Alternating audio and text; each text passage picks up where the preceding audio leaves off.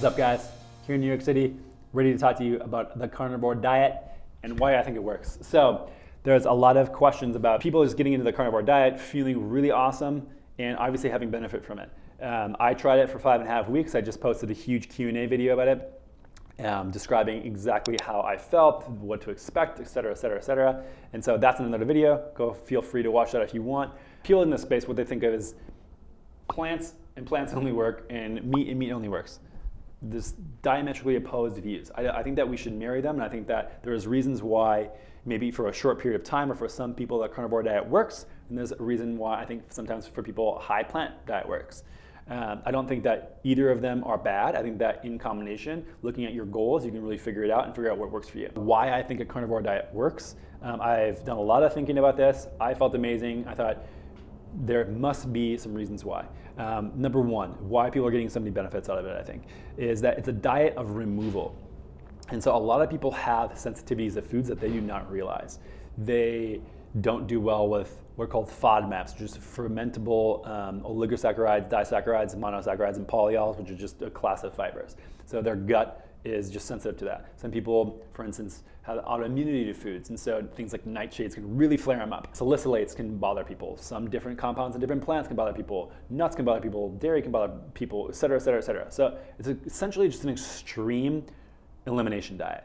Duh, you're only eating animal products. But I think that a lot of people undervalue that, because with this, you still get a lot of benefit from eating those foods. In general, just removal is good. And another step of removal is snacking and hyperpalatability. And so what I didn't realize until I started a carnivore diet is how much I was snacking and how much I was overeating meals that I did not need to eat. And so for instance, when I just have, when I had to cook meat and when I had just a giant plate of meat, I would eat and then I'd be full and be like, okay, done. Whereas I think that what happens when you have, let's say even in a ketogenic diet or any other type of diet, you have a main thing like a cut of meat, and you have this vegetable, and you have that vegetable, and maybe a dessert. You will increase what's called hyperpalatability, so you will eat more of that meal because you have different things to eat. So if you eat something salty, then something kind of a little fresh, and something that's a little sweet, your body's gonna switch over and not be able to regulate your appetite as cleanly. I was not able to overeat, period, or feel super full on a carnivore diet that I have been able to like in any other diet that I've done before. So I think that removing all these snacks and removing all this stuff allows you to actually recalibrate your hunger levels and reset in a way that people otherwise do not have. When you only eat one food in a meal, you get full way, way quicker. And so when you're eating only meat, you're solving this problem of hyperpalatability. And that's super important as well. So just generally a diet of removal. Number two, I think that carnivore diet is essentially a gut reset program. You're reducing the amount of fiber drastically. So you can kill off bacteria that shouldn't be there that are feasting on fiber and carbohydrates, and you can give your large intestine a break from digesting and churning through so much food all the time.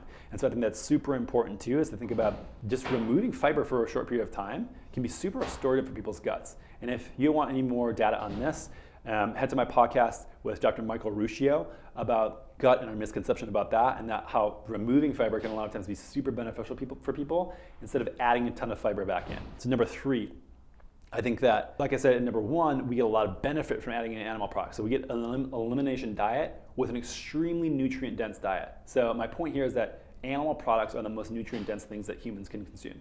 And so if you're eating a diet only in the most nutrient-dense things we can consume, you're gonna just jack your levels of micronutrients way, way up compared to what you're eating before. And so when it comes down to it, nutrient density is measured like this. Most amount of nutrients to least amount of nutrients.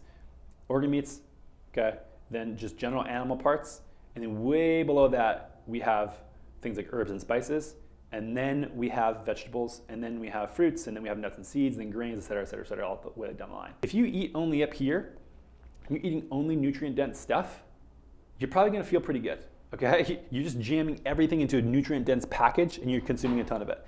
So that's something where I think that this is going to solve a lot of nutrient problems that a lot of people probably have that are very long-standing. So just eating a ton of micronutrient-dense foods, very good thing. Number four, this difference between what animals provide and what plants provide is something that I've never heard before. So if you guys have any comments on this or any questions, pop them below.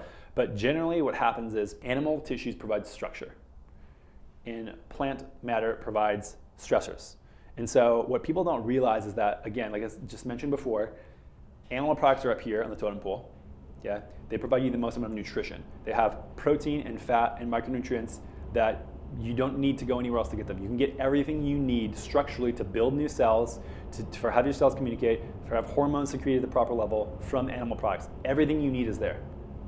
Plants do not provide really good structure. What they provide is stressors. They don't provide a lot of things that cells can use for structure. They don't provide a lot of good fats that you can use for cell walls. They're just not, like, you can't build a human with plant material very, very well. You can to some degree, but it's using the wrong parts for the job. And so if I was trying to build, for instance, a house, but I was using parts from a boat wreckage, it's going to be very hard to make things fit to make it a super robust house. And so plants provide stress in a way that is a good thing. What happens here, though, is that we overconsume the things that are stressing us.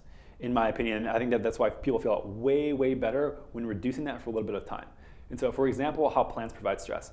If you have something like turmeric, for example, this is a very anti-inflammatory compound, we know this, but it's not because it bolsters your immune system, because it gives it anything additional. What happens is it stresses your immune system, so your immune system has to react. Where else do we see this in life? We see this with workouts. So workouts are inherently a very stressful thing. It's not like when you go to work out, the weights are adding muscle to you. You break down muscle so that your body repairs and recovers and builds it new again. Same thing with plant matter here. So plants stress your body and it goes, okay, we don't want that to happen again, so let's bolster up our immune system. Let's do this and this and this.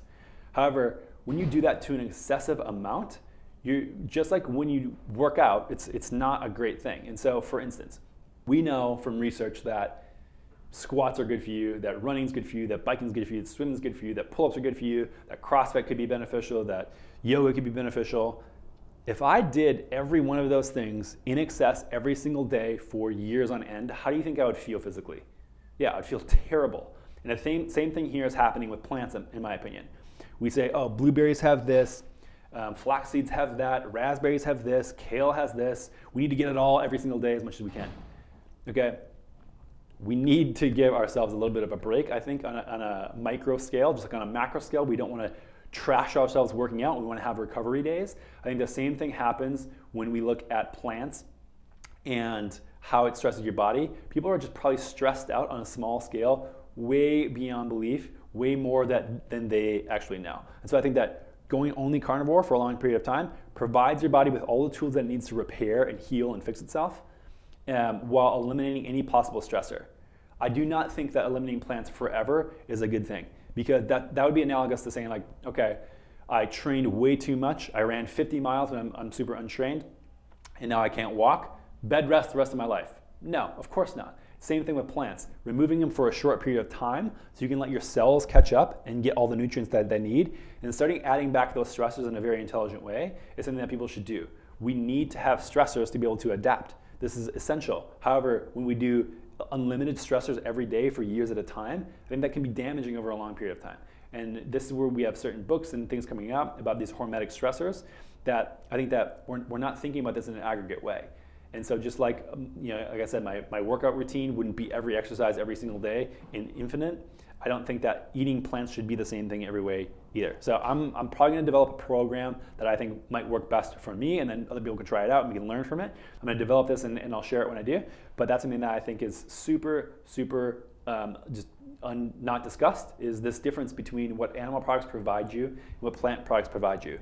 Structure versus stress. Two separate things in my opinion. I think that the fifth thing is just creating a better relationship with food. This is another thing where I think that people do not understand how much food is controlling their lives typically. When I have somebody being like, oh, I have this terrible Lyme disease, I can't focus, I can't think, I can't walk, I can't do any of this stuff, I'm like, you should really try keto, it'd be very, very good for you. It's super easy, all you have to do is this and this. Like, oh, no. I can't give up bread. I love bread. I like rice a lot. I like rice too much. I cannot stop eating rice. It's absurd. And so when you have a tool that would work so easily, people are just so emotionally tied to food that I think when you make the rules so easy and you say, okay, eat only animal products and that's all you can have, I think you simplify things in an incredible amount, and then because it's so boring, Teach people how they're interacting with their food. How are they using it? Are they using it as an emotional crutch? A lot of people are, and it's not a good thing to look at food from, oh, I'm feeling bad today, therefore I need a snack to bring me up. Not a good tool in my opinion.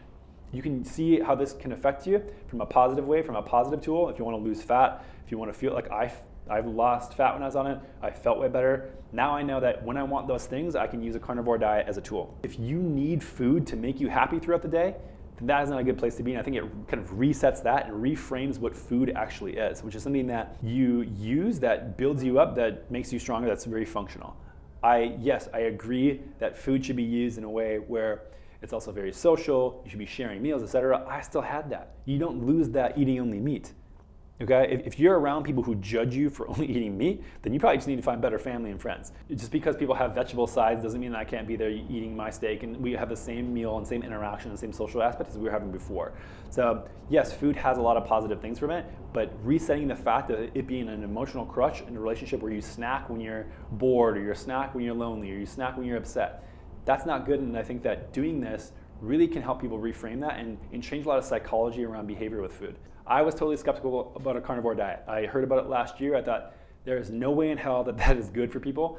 And then I saw all the anecdotal evidence rolling in, and I thought, okay, well, something here is working. I want to try it out. I tried it out. Like I said, I posted the video before about the Q&A on that, and I think it can be super helpful. But these are the reasons why I think it is helpful for people. Should you try it? I think that if you're curious in it, you can always stop. So go for it and try it out. I would do a month long to see how you feel in the beginning.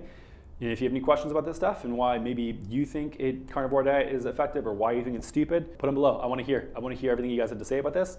Right now I'm eating like 90% carnivore diet. I feel tremendous. I feel awesome. And I think that it has to do with a lot of reasons that I described earlier in this video. So hope you guys liked it. And if you have any comments, let me know. I respond to every single DM sent to my Instagram, which is just Dr. Anthony Gustin. And we'll see you guys next time.